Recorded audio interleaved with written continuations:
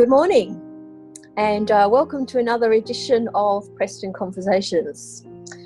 So today it is my pleasure to welcome Stuart Lees and for us to learn a little bit more about Stu and all that he does. So Stu, I want to say welcome this morning. Thank you, lovely to be here. That's good. Now I was going to say Stuart and I have had the pleasure, but I better just rephrase that. I have had the pleasure of working with Stu, just in case you don't feel the same, over the last 5 years. And I certainly know what a treat everyone's going to be in for, hearing a little bit about you, Stu, and also exactly what you do, because you're a very busy person. And I think some people might know little bits and pieces, but not all of it. So, Stu, once again, I say welcome. And I wondered if you'd like to start off by just perhaps telling us a little bit about yourself. Yeah, and it has been a pleasure to work with you for the last 5 years. It's been really nice to have, really nice to have you, your support over what we've done at Thornbury and now at Preston. We arrived at Preston in October of 1966. We emigrated as a family from Derby Central in England, where Dad was a deputy bandmaster, and we were sponsored by people from Preston Core, so it was where we were always going to end up at Preston. Dad had been in the Grenadier Guards, and then a policeman at Derby Borough, playing in the Grenadier Guards band and also in the police band at Derby. So music was always something that was around, you know. I guess Dad was the person who lit the fire. His stories of of military service and stuff like that. So it was all I ever wanted to be, a musician. But anyway, we arrived at Preston. I had some brass tuition in England as a very young boy, and continued that at Preston. Alan Collett became my YP band leader. Is that who the Collett Room's named after? His father, who was named after. Edward Dick, so Alan and David were in Preston band, and there was a whole heap of those guys, sort of a generation in front of me, if you like. There's Hewitt Jr., Merv Collins, all those guys were guys that I looked up to and sort of thought, one day I'll sort of be like them. Preston was home as soon as we got here, and although I've done time away, I always considered it my home, and always knew that I'd sort of end up back there one day. Wow. And is there a history? Did you say was Dad bandmaster or something? Or? Dad was bandmaster at Preston. I think he did 7, 8 years or something like that. Murph would know. So I ended up in the senior band, probably younger than I should have been in the day. They were sort of strict by age in those days, and I was playing in the senior band, I think at 14 or 15. But I had this thing with practice. I actually liked practicing, and so an instrument in my hand, if you like. So it was always something that I wanted to do and always wanted to be in the band. And how does that feel now that you've really followed in Dad's footsteps, haven't you? It's a privilege and a pleasure, and I've always thought of my life as being placed by God. Even when I was taken away from Preston, God was teaching me my craft, if you like, and enabling me then to come back and do what He wanted me to do, essentially. It's a great privilege to be bandmaster at Preston, and we've got a great bunch of people. We've got about 30 players in the band, which lots of corps would love these days. Definitely. And the feeling in the band is really good. Well, that's awesome. And it takes a leader to develop that. So good on you, Stu. Well, now, sorry. Yeah. Yes, I was just going to say it's part of giving back. So I was privileged to have great role models, if you like, and great teachers. So yeah, it's all part of giving back for me. Now, some people might not know this about you, some will, but you play in another band.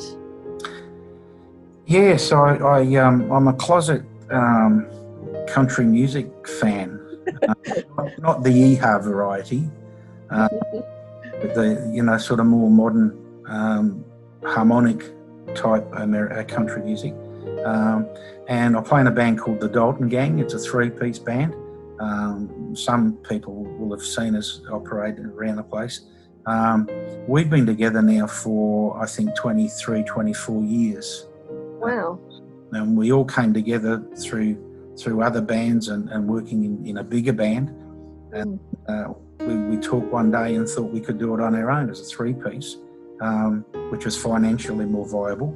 And yeah, we've been very successful around the place. Nowadays, we sort of consider ourselves semi-retired.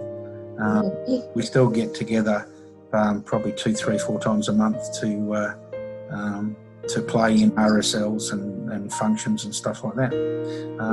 Love the guys dearly. We've played together so long now.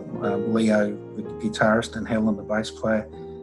We know each other's movements now. We know voice inflections, all sorts of stuff. Wow. In lots of aspects, it's like slipping in an old slipper. When we get together, we just know what we're going to do, and it just falls into place. So it's really good. I like your analogy. Yeah, sleeping in an old slipper. Yeah, it takes the work out of it. It's work, but it's so pleasurable.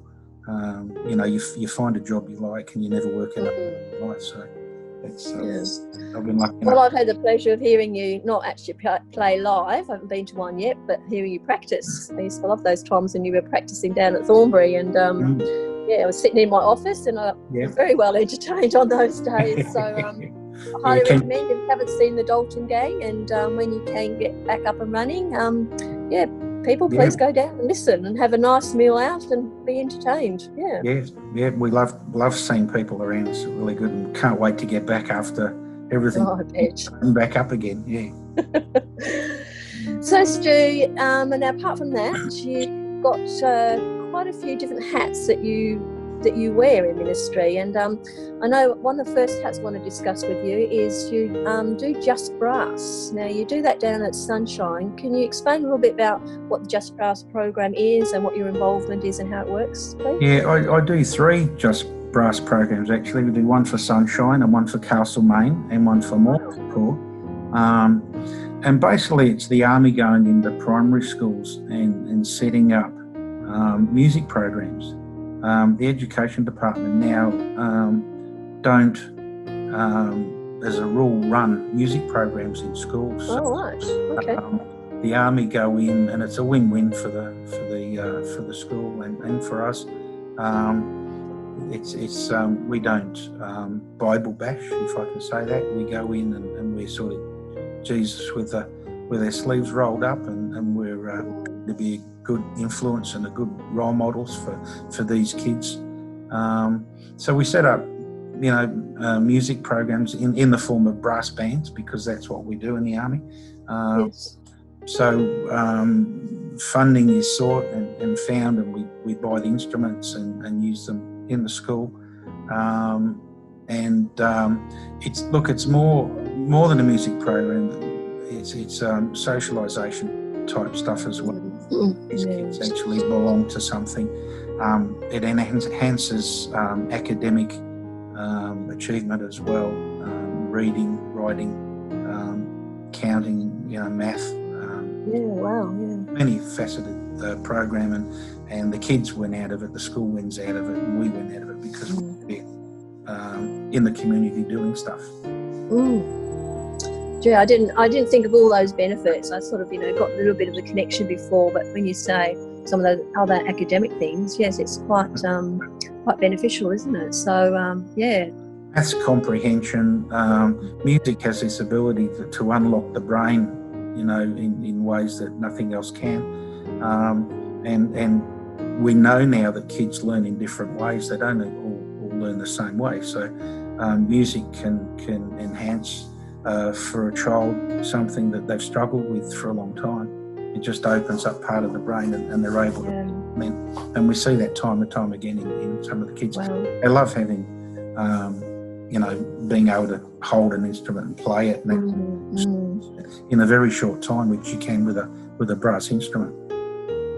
And how does that then connect further into the cause with the cause involvement? Does what happens? The model that we use is that most corps, not all corps, but most corps the teacher would go into the school and teach in small groups during the day, and then in the afternoon they would take all the kids back to the corps and give them afternoon tea, and then have a band practice, a full ensemble practice, and then would come in to pick them up, and that's when we get to contact and connect with the parents, it's quite difficult in this day and age, especially at a school like Sunshine, St Albans, where there's 53 languages taught in the school. English isn't predominant at all. No. So the kids, most of the kids translate for the parents. The guys, Colin and Phong Reynolds at Sunshine, Phong is Vietnamese and Colin speaks Vietnamese, so they can connect with those. It just when the parents come down to pick up the children after rehearsal, it just opens up doors and the sages, and we're able to help them. Because most of them come from a rather poor socio-economic background. Lots of them are refugees, especially that. So that connection then with the army, and the army can help them of ways. But all through this Just Brass program. Wow. So it's not just brass, is it? It's a lot more than that. Yeah. So, Stu, the second hat that you wear, I'd like to touch base with, and you did a little bit earlier on, but about being bandmaster at Preston, what does that mean to you? Again, I sort of reiterate, it's a part of me giving back, but more than that, it's a way to encourage the younger folk that we have in the band, and we have quite a few young people who are very talented, and just a word of encouragement here and there can make the difference. And I had that given to me in bucket loads when I was young, and it's just just something that I feel that I need to give back. Yes. It's not about. It's not all about being perfect. It's about giving our best.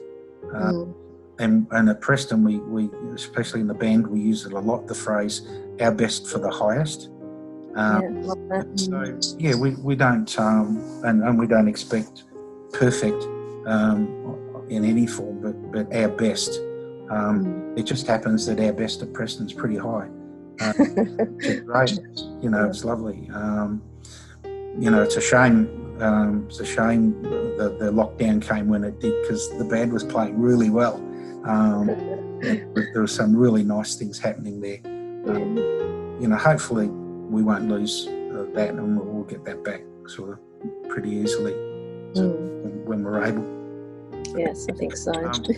My role as bandmaster at Preston, my title is actually music coordinator, which sort of means that all the music at Preston I'm responsible for in the end. Although I'm not hands-on with all of it. It's something that I take very seriously, in that we do have to give our best for the highest on whatever level we're doing. So yes, it's a great privilege to be able to give in that way. Well, I know as one of the core officers there, to have that sort of support when you're preparing your meetings, and to basically no, I've handed over my message to you, like, and said this is what I'm talking on, and you've come up with the songs around the theme, etc. And that's a great thing, great support to core officers. And so I know from my point of view, and I know it would be from Peter and Tara's, that we greatly appreciate all that you do in that role, Stu, and to the band as well. So yeah, it's a great we try to be relevant, in all forms of worship and our operation. We do outdoor concerts and things to non-church people, so we're able to do music that suits that as well, which is really pleasing. So not just being inward focused, but making sure that you're outward focused as well. Preston Van is very missional. Always looking for something to do. Every year we do the Latrobe Carols, which we love doing, and it's just out in the community we need to be doing. Awesome. And then another hat that you wear is the disability program that you run. Now, I'm sure there'll be a lot of people that probably don't know anything about that at all, and certainly be a lot of Preston that might have just heard it thinking, this is going to be happening, but what does that mean? What does that look like? Not only for Preston Core, for yourself, but for those that attend this program. Yeah, look, it's a big question, I know, but yeah. Yeah, the program's called Just Song, and there was a time when we were an army program, and that changed. I called it Just Song because I was working with John Collinson at that time, and there was a time where we thought that the program would run parallel to Just Brass, but that didn't work out. But anyway, so the program is more a social program. So the people with disabilities predominantly come from daycare centres where they mix with the same group of people every day. So we figured that actually Dave Eldridge came up with the idea to have a music program back in the Brunswick days. And I said to him, what kind of program? And we tried one thing, it didn't work. And he said, I'll just run with something else. So I'd sort of been mixed up with rock and roll bands for a long time, and drew on that experience. And it just so happened that there was a disability centre down the road from Brunswick. And the CEO asked me if I'd ever done any music therapy, and I said, no, I didn't. He said, well, we don't really want music therapy, we want something bigger and bolder and louder. So immediately I went into rock and roll mode, and came up with this idea for Just Song. So socialisation program, basically with music as the excuse to get together, if you like. Use all middle of the road type music with a beat to it, and these people with multiple disabilities, some non-verbal, some actually, we've got a blind guy, we have a couple of deaf people, and they can feel the vibrations. So they come together and socialise basically. And you can see life happening in front of you. You can see relationships forming. The young guys waiting for the girls to turn up, and just like life happening right in front of you. So what the music does, it lifts their mood. It lifts their moods to such an extent that it gets them through a period of time, usually until they come back to us the next week. We have lots of props around the place, which helps their fine and gross motor skills. Very role play, so there's lots of guitars and things they can pick up, and keyboards, microphones, so they can help me sing. And it's just a good time. And we have between 50 and 60 people It's amazing. in that session. The other part of Just Song, it's sort of a two-tiered thing, is aged care. And we hope to be doing that as well. That's where I go into aged care facilities and just give those people maybe half an hour or so of that they would relate to. And for older people, especially people with dementia, again, that can music opens up parts of the brain that have been shut down, and we're seeing great results with just that. Yeah. Simple act of going in to entertain people for half an hour, and it just makes their life a bit more pleasurable. Have you got any perhaps particular stories or incidents you'd like to share with us that has happened? Look, there's lots of them, but one of the main ones is that I'd been going to a retirement place, an aged care facility for some months, and there was a lady sitting there who really didn't respond to anything much at all. Just watching TV or anything, just didn't respond. I sang a song, can't even remember what it was now, but she suddenly said to one of the carers, "I remember that song from 1942 at St Kilda." Wow. Which amazed everybody because she'd been verbal for so long. Over consecutive visits then, we found out that she was a ballroom dancer. That one of the other gentlemen at the place was also a dancer. And over the next couple of visits, she was able to recall all the lyrics and was actually able to get up and dance with this other gentleman. So it was like that keeps you going. Yeah, gee, that really melts your heart, doesn't it? Stuff like that. It's good stuff. Yeah, definitely. So, Stu, you're looking at running the two separate programs then, one maybe for the disability and then another one for the seniors, is that? Yes, I'd like to. Yes, the disability one will be on a Wednesday, and I'm hoping to run a morning melodies as well as some outreach. So in actual fact at Preston, because we have a great mainly music program that Jackie Maxfield does a great job with, we'll be able to cater from cradle to grave, if you like, music. Yeah, exactly. Definitely.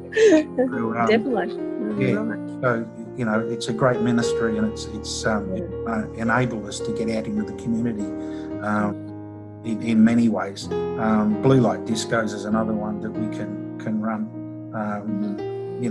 for younger kids or for people with disabilities. So, music's just an incredible tool, and we're only really just realising now what it can do, and the improvement in life for people. Yes. Yeah.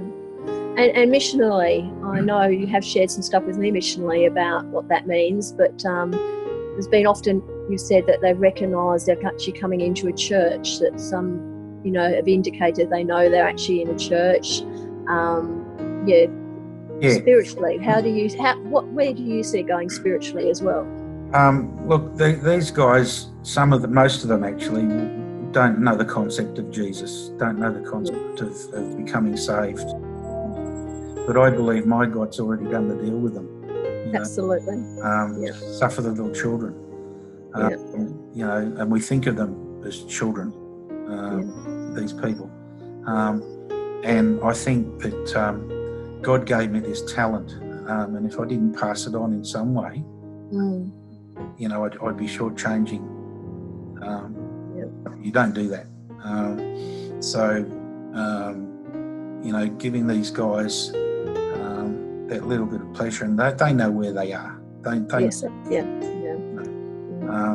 And some of them actually, the little guy with Down syndrome, he crosses himself every time he comes. Oh, bless him. Yeah, that's lovely, isn't it? Yeah. Yeah. So they know. Great. Yeah. So, Stu, having said all of that and all that you're busy doing, what do you do in your downtime? What's if you have any free time, what do you get up to? Yeah, no, there's two things I like, and they're sort of linked in a weird way.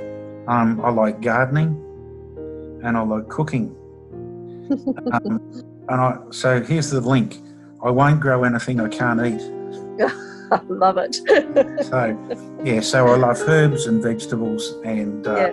you know, I like actually getting out and building raised garden beds and doing all that sort of stuff.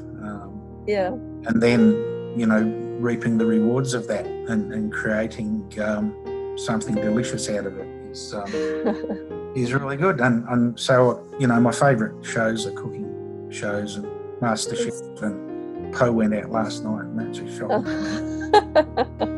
Oh, good on you. Well, that's if you like gardening that much, there's a certain place. I'm not coming around to your place, no. I could only try, couldn't I? I have to try, but no, that's good, Stu. So, what would be one of your favourite scripture verses? Would you like to share that with us too? I've actually got two. The first one is Luke 14, and it's about eating again. It's a common thread coming through here. You know, Lord telling us who we should invite to our table or inviting to our church, and it's not the people that are already churched or can advantage us in some way. It's the others that need to be included. You know, that's the way I look at that. And the other one is it comes from 1 Corinthians 14:9, and it basically says, "Speak that they understand." And I believe we need to come down, or not come down, but meet people at their level. I've got a quote here, and I'll read it. It's from Commissioner Dave Hudson of USA West, and it says, "Meeting human needs and loving people where they are is preaching the gospel of Jesus Christ. The only Jesus many people will see is you." Wow, that's great words. Say that again, Stu. Can you read that one again? That's fantastic. Meeting human needs and loving people where they are is preaching the gospel of Jesus Christ. The only Jesus many people will see is you. Yeah. Well, thanks for that, Stu, and that certainly shows through in what you do with your gift of music. You're certainly using that to extend God's kingdom. You really are, and I can only thank you for all the bits and pieces that I see you do, and I'm sure there's many others that would be able to do that as well. Now, I guess the only other last question is, times are very different right now. So I know you're planning and you're getting everything ready to get the disability program up and running again, Just Song running again. Looking along all those and being Bandmaster at Preston, what would be some of your vision and dreams perhaps going forward post-COVID? We're hearing a lot about post-COVID, but where do you see some of this going? I think the Army needs to be more community-minded, and especially with some of our mission stuff.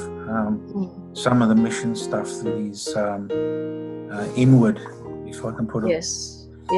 We need to be looking out. And we can still run those programs, but we need to be inclusive of people from the community. I'm hoping that Preston Band and the worship team and the choir, for that matter, can get more community minded, and we can start doing real things within the community.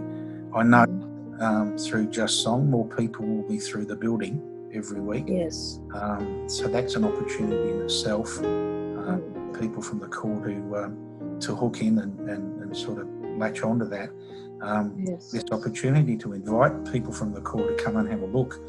It might not be your cup of tea, but it's getting us into the community and it's getting people into the building.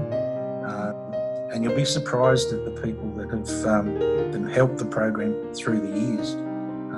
Retired officers and people that have turned their hearing aids off while the program's on because it's a bit loud.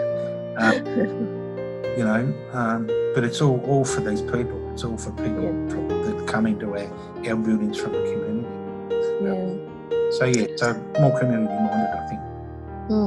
Well, we certainly can't go wrong if we do that, can we? So thank you for that, and thank you for having that vision and wanting to do that. Look, Stuart, I'm sure when people listen to this, they're going to get a few surprises. There's going to be some stuff that they didn't know that you were doing. And I also know they're going to be very blessed by it as well. So thank you for your time. Thank you for sharing and being so open and honest. Can I just share a prayer with you right now? Yeah, for sure. Dear Heavenly Father, I just want to now bring Stuart before you. We've had and heard so much of what he does, and what stands out the most, Lord, is that he does it for you. He does it so that people can see Jesus in him. And I thank you for that passion and that love that he has for you, most importantly and first and foremost. But Lord, I thank you also that he extends that to those whom he comes into contact with, whether it be through the Just Song program, whether it be through the schools and other cores that he goes to, but Lord, and also through the ministry and the work that he puts into being Bandmaster at Preston. I thank you for the vision that you have given him to make sure that when we go back, that our programs can become outward focused rather than be inward focused. And Lord, that's not saying that everything is at the moment, but Lord, it's just saying that we want to be out there and be out in that community. So Lord, I thank you for not only his gift of music, but the gift that he has in spreading your word to others. So I just ask now, Lord, that you will bless you, that you will make that way and that path, that it won't be long before the Just Song program can be commenced and up and running again at Preston. So Lord, I just pray now that you will be with him, watch over him, and bless him abundantly in all that he does. We pray all of this in Jesus' name. Amen. And thank you. And thank you. Thank you, Stu. Thanks, William.